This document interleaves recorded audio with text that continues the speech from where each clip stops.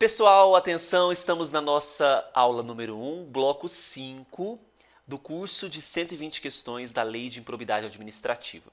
Vamos, neste momento, resolver as questões 21 a 25. Se você ainda não adquiriu o nosso curso, acesse o site www.eleitoralcombruno.com.br.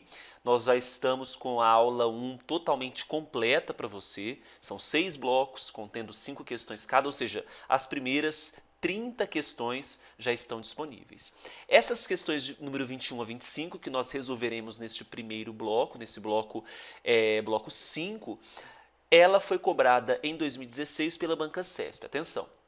Conforme a Lei 8429 de 92, são espécies de atos de improbidade administrativa aqueles que atentam contra o decoro parlamentar e contra a dignidade da justiça.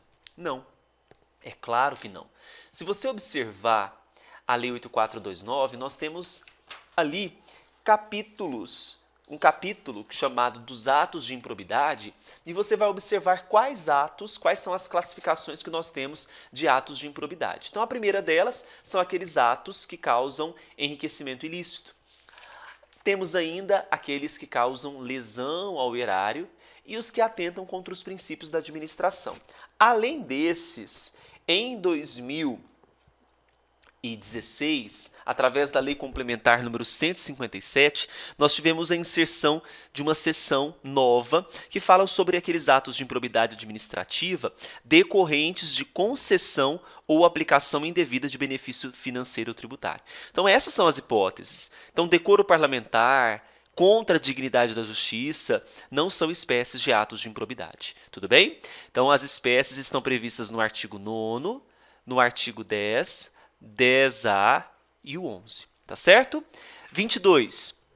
Maristela, diretora de órgão público federal, frustrou a licitude de concurso público e, em outra oportunidade, frustrou a licitude de procedimento licitatório.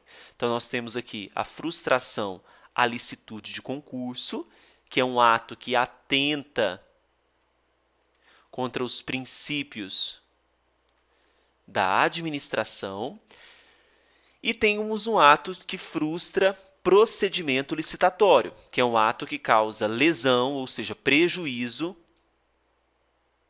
ao erário. Em razão do exposto, foi processada por improbidade pelo Ministério Público. A propósito dos fatos narrados e desde que preenchidos os demais requisitos legais previstos na Lei 8429, a.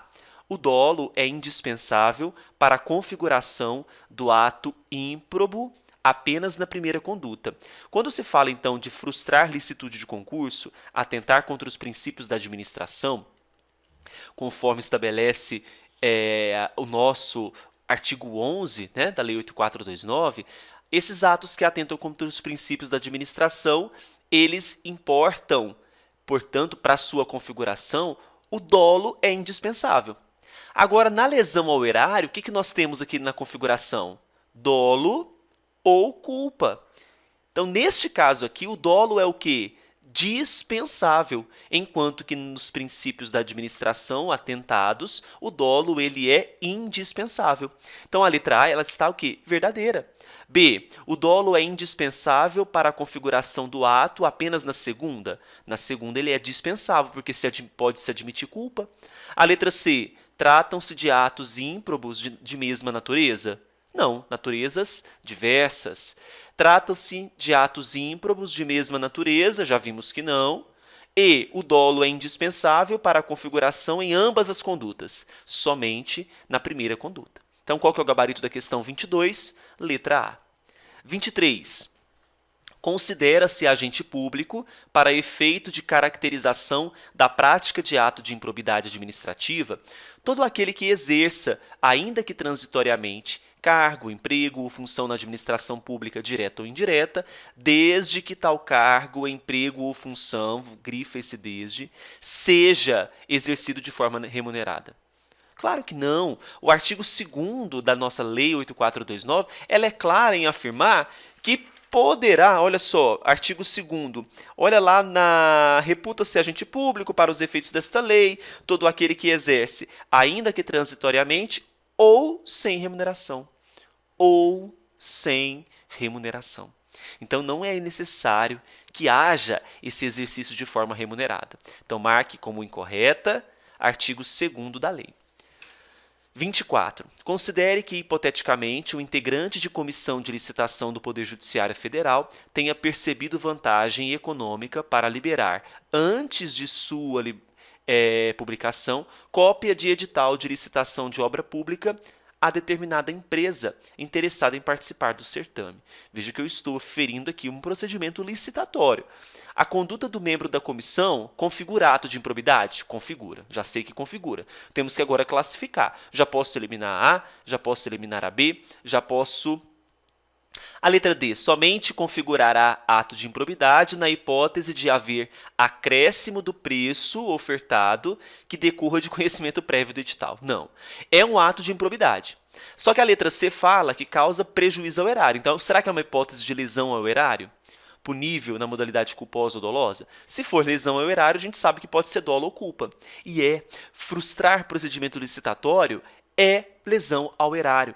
Portanto, para a sua configuração, dolo ou culpa. Letra C verdadeira, letra E está falsa, porque exige aqui que na modalidade culposa só se houver comprovação de prejuízo, e já vimos nas questões anteriores, nos outros blocos, que isso não é necessário. Então, qual que é o gabarito da questão 24? A letra C.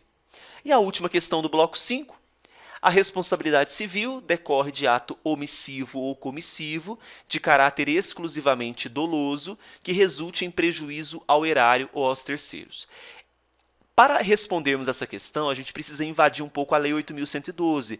E no meu site nós temos um curso também de 120 questões da Lei 8.112.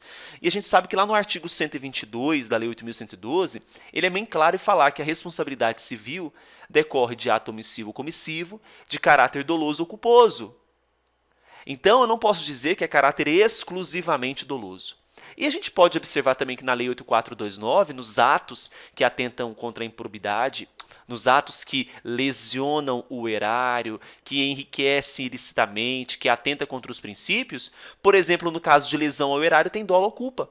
Então, eu não posso dizer que é exclusivamente doloso, não é? Então, a questão 125 está incorreta, com base especialmente ao artigo 122, Lei 8.112. Tá certo? Encerramos o bloco 5, que é o penúltimo bloco da aula 1. Partiremos agora para o último bloco, bloco 6. Até daqui a pouco.